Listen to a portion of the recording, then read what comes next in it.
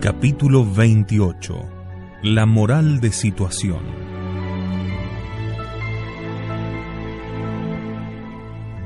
Si divorcio, sodomía y aborto niegan la ley natural en puntos específicos de aplicación, la moral de situación ataca a su mismo principio, reduciendo la moral a un mero juicio subjetivo del hombre sobre sus propios actos. La moral de situación ya había sido condenada por el Papa Pío XII, quien le llamó una radical inversión de la moral, en un discurso a la Federación Mundial de la Juventud Católica Femenina, aparecido en Observatore Romano 19 de abril de 1952. Es una moral que transfiere el criterio sobre la moralidad de una acción desde la ley objetiva y desde las estructuras esenciales a la intención subjetiva, del centro a la periferia, como dice el Papa. La acción sería justa cuando existiese una recta intención y una respuesta sincera a la situación. El conocimiento de la situación es invocado para decidir la aplicación de la ley, pero se pretende que la ley está dictada por la misma conciencia. La elección ya no está determinada por el estatus de la acción impuesta al juicio, sino que el juicio determina el estatus, determinando su licitud. Queda abolida la distinción entre juicio subjetivo que valora el acto singular y juicio objetivo que lee en el criterio universal la naturaleza de ese acto. Conviene señalar que también la moral tradicional es una moral de situación. El conocimiento del universal, regla de los actos, constituye solo la mitad de la moral. La otra mitad, necesaria para completar el juicio moral, consiste en la confrontación de las situaciones concretas con la exigencia expresa de la ley, lo que se revela como el sano e irrefragable fundamento de la casuística. La moral de situación unifica y confunde el juicio praxeológico con el juicio práctico. El primero tiene un sujeto universal, el segundo lo tiene individual, eliminando así la ley y haciendo de la conciencia la medida de sí misma. El orden natural, no tan solo biológico, sino metafísico y esencial, resulta entonces derribado, o todo lo más se convierte en dudoso e incognoscible. Hay aspectos de la vida donde la complejidad de la acción concreta es tal que hace imposible o inoportuna una aplicación literal de la norma moral. En este caso hay que confiar en la conciencia personal y en el sentido de la responsabilidad de la persona hacia su vida. Esto lo dice Hermann y Lena Wollens-Jensen en El matrimonio católico y anticoncepción, Editorial Península, Barcelona, 1969. Si aquí se pretende hacer notar la dificultad contingente que el hombre encuentra en el reconocimiento de la moralidad de las situaciones, la observación es obvia y, como dijimos, da origen a la casuística. Pero no puede tratarse de aplicación literal de la ley, ya que la ley no es solo letra, sino espíritu, que debe transcribirse o traducirse de lo universal al caso que se presenta. La conciencia personal, que no difiere del sentido de responsabilidad, tiene ciertamente enfrente a la vida, pero como algo que debe ser juzgado, no como lo que constituye el criterio para juzgar. No se responde ante la propia vida, sino ante la exigencia de la ley, tras de lo cual se manifiesta la voluntad de Dios.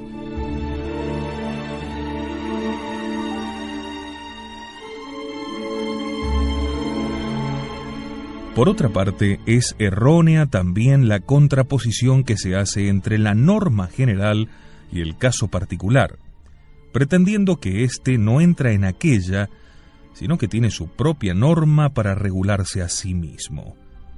El caso particular conviene recordar la doctrina, entra totalmente en la ley universal, porque lo universal no es sino el caso individual tomado en su esencia, que aparece si se prescinde de sus notas individuantes. Pero también entra el caso particular en la ley universal por una razón que no es lógica, sino metafísica y teológica. La ley moral no admite que el caso particular escape al precepto, porque el precepto incluye todos los casos posibles. En realidad, si bien como juicio de la razón humana la ley es una generalidad abstracta aplicable, en cuanto a orden ideal inscripto en la mente divina es sin embargo una previsión de casos históricos. Quien ha promulgado la ley conoce todas las relaciones posibles de los sentimientos y de las acciones con la eterna justicia inmutable. La moral de situación, mientras pretende que el caso concreto no es introducible en la ley y puede calificarse por el juicio subjetivo de la gente, pasa por alto el hecho de que el caso es siempre un caso de la ley. Y como toda la ley, está pensado por el legislador divino, ante quien están presentes todos los casos posibles. Puede por consiguiente haber situaciones extraordinarias si se miran desde el lado del hombre, al que falta a menudo conocimiento de lo concreto o incluso rechaza la ley. Pero estas situaciones son absolutamente ordinarias desde el punto de vista de la ley. Antes bien, le pertenecen más propia y distintamente que las otras, porque se presentan al hombre marcadas únicamente por el carácter de imperatividad de la ley, sin recomendación alguna de otro género. No obstante la condena hecha por el Papa Pío XII y las aporías que la afectan, la moral de situación es profesada por muchos episcopados y practicada como método por movimientos enteros alrededor del mundo.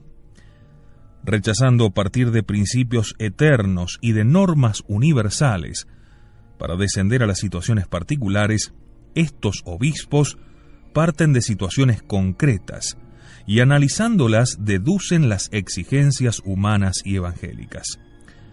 Se trata lisa y llanamente de una nueva manera de concebir la conciencia cristiana, no como una función que aplica, mediante un silogismo automático, un principio general a un caso particular, sino más bien como una facultad que bajo la dirección del Espíritu de Dios está dotada de un cierto poder de intuición y hasta de creación, que le permite encontrar para cada caso la solución original conveniente. Así lo expresan en ISI 581, página 51 del 15 de diciembre del 82, sobre el documento de los obispos brasileros en torno a los métodos de la acción católica.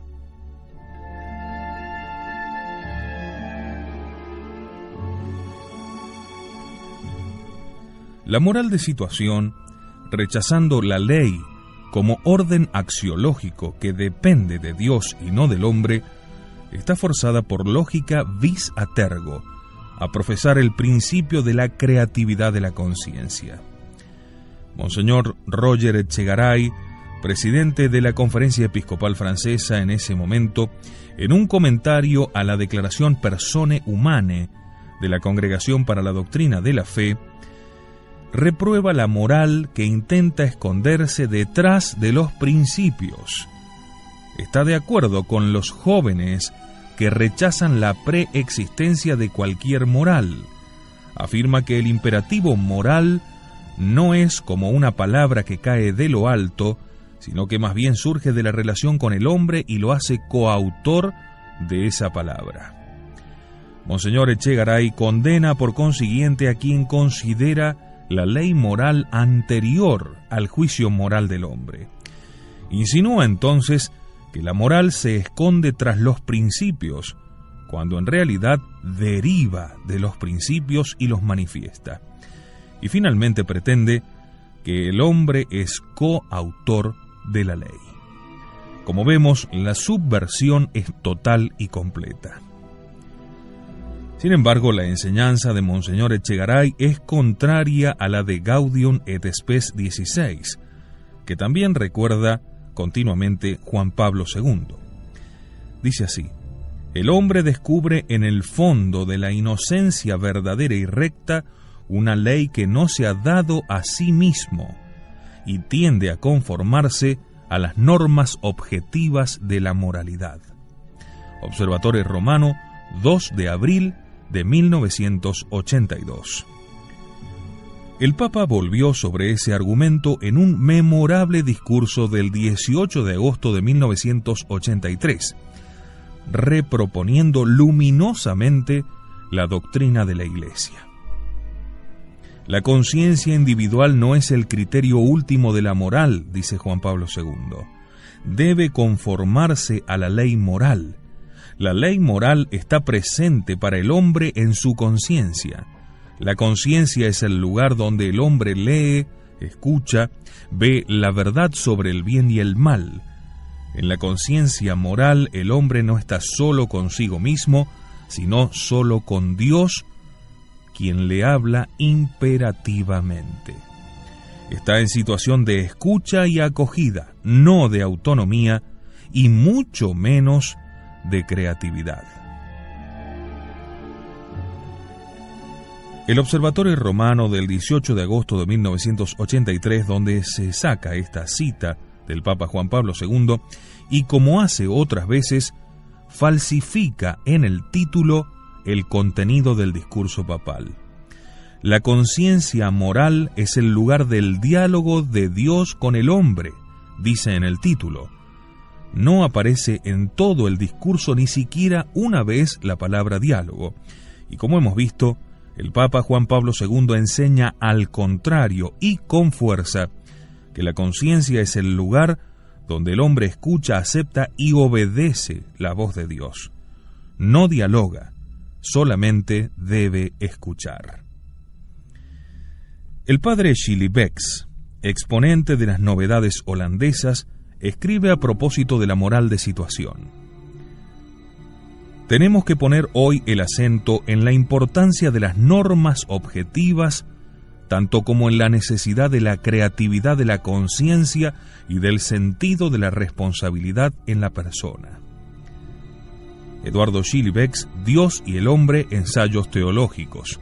Editorial Sígueme, Salamanca, 1968, capítulo 7.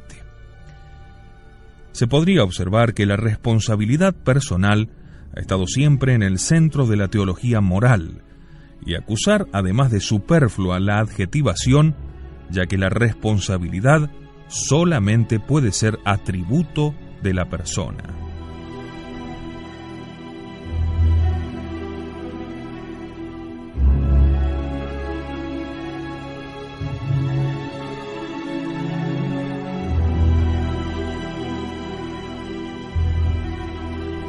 Sin embargo, resulta más importante atacar el error escondido en el concepto de creatividad de la conciencia, contradictorio in terminis.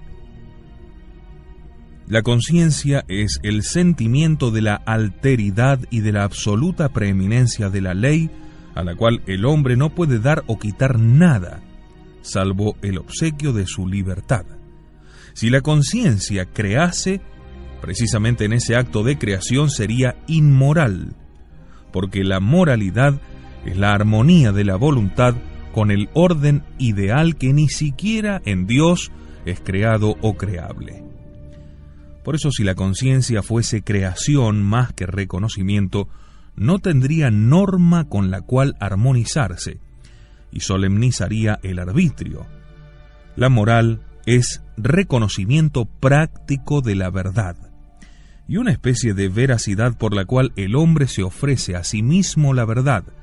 Se la ofrece, no se la otorga. Se dirá que la vida moral es una actividad, más bien la suprema actividad del espíritu. Es verdad, también lo digo yo, pero no es en modo alguno creación de reglas, sino aplicación de una regla que está dada y que el hombre solamente tiene que recibir. Uno de los pensadores católicos que más altamente reconocieron la posición del hombre ante la ley es Rosmini. Él decía: el principio obligante afecta y liga totalmente al sujeto humano. Por consiguiente, si este sujeto en su totalidad queda afectado y ligado, no hay nada en él que no sea pasivo, no queda en él principio activo alguno, es decir, que pueda tener la virtud de obligar. El hombre es meramente pasivo ante la ley moral, es un súbdito a quien la ley se impone, no es un legislador que la impone por sí mismo.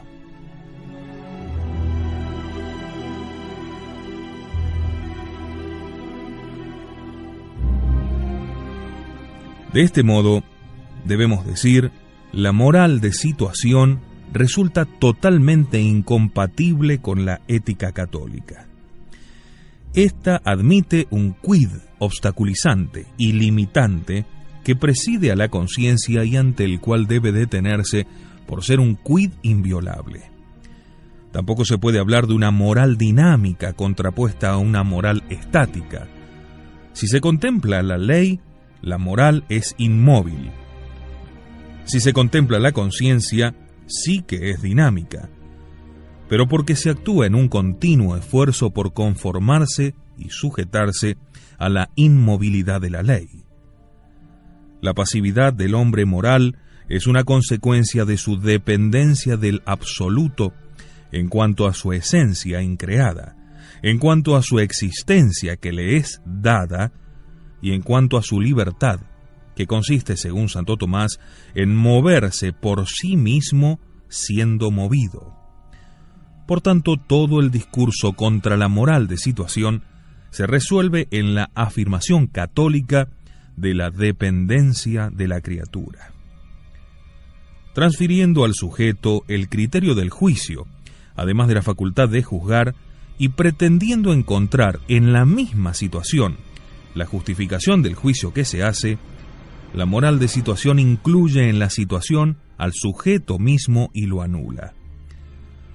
Se sostiene que no se debe hacer ningún juicio abstracto sobre la decisión de una persona, sino un juicio histórico, poniéndose en la situación concreta en la que se encontraba en el momento de la elección. Pero así se confunde a la persona que está en una situación con la situación misma, haciendo de todo una unidad. En realidad, la persona afronta la situación, pero no se identifica con ella. Y eso que se denomina juicio abstracto es una exigencia de la ley que no permite ser rebajada ni deshecha, sino que se impone soberanamente. Para hacer un juicio sobre la obligatoriedad es ciertamente necesaria la comprensión del caso concreto, es decir, de las circunstancias. Y sin embargo, como lo dice la palabra, las circunstancias están alrededor del sujeto agente y no se identifican con él. Cambiadas las circunstancias, él permanece inmutable, aunque pueda cambiar el juicio.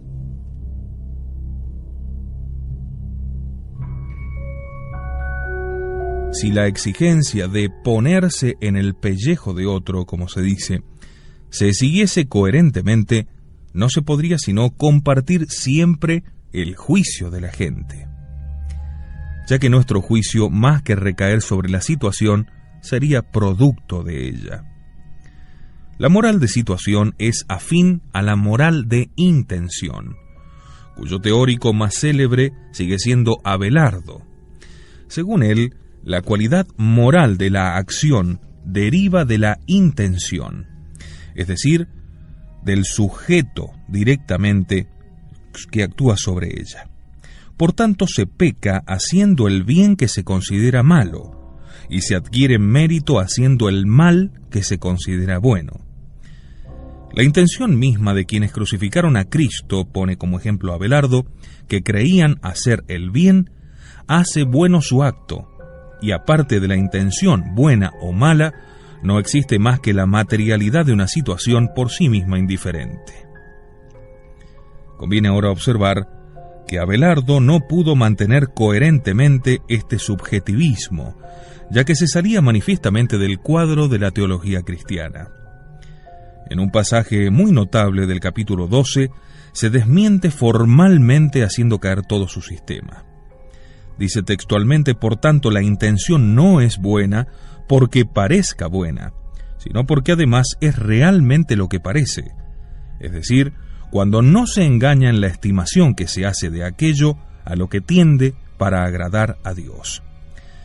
La referencia a una ley objetiva dada al hombre es simplemente recibida por él e inevitable en toda ética del cristianismo, en la cual nunca es el hombre sino la idea divina la medida de todas las cosas.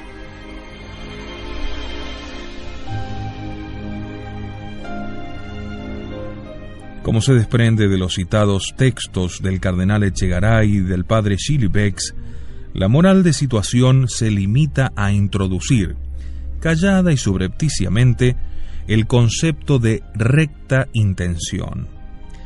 No hay en realidad nada recto ni torcido, donde la conciencia solitaria y desligada de toda norma sea independiente de la ley.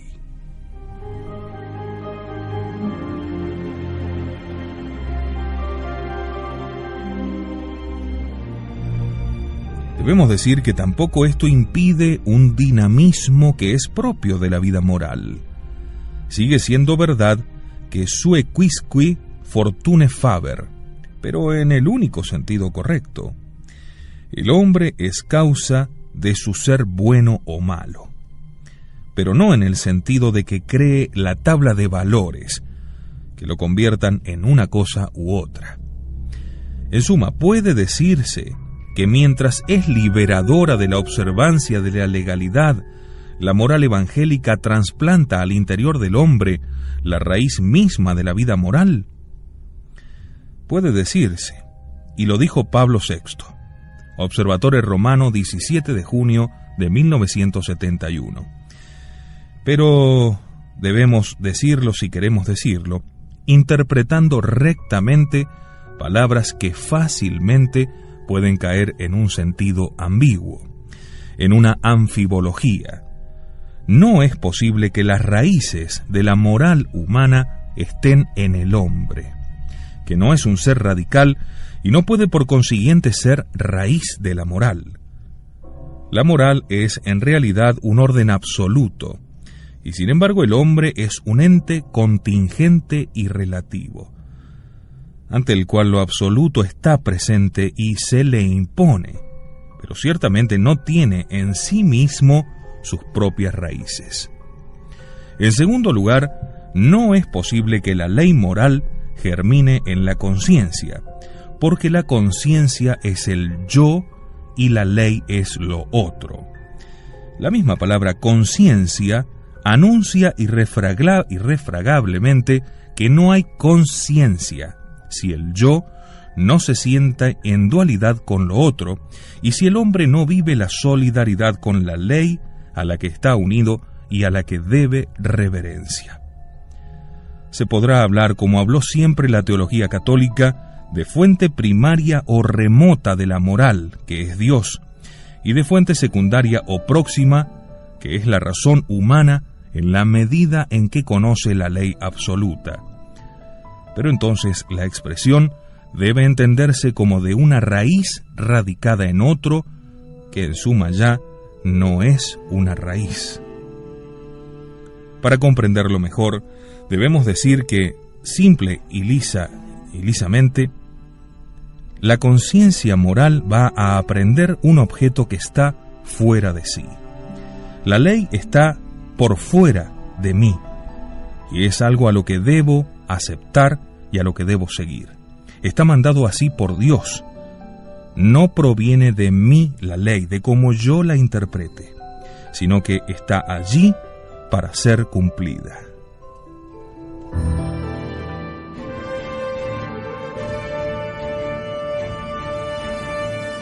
Conocer la verdad, obrar en consecuencia, descubrir en la filosofía y la teología La clave de la actual crisis de la Iglesia Católica. Iota 1. Historia de las transformaciones de la Iglesia Católica en el siglo XX. Estrena cada miércoles a las 11 en exclusiva por Cristiandad, la voz de la tradición católica.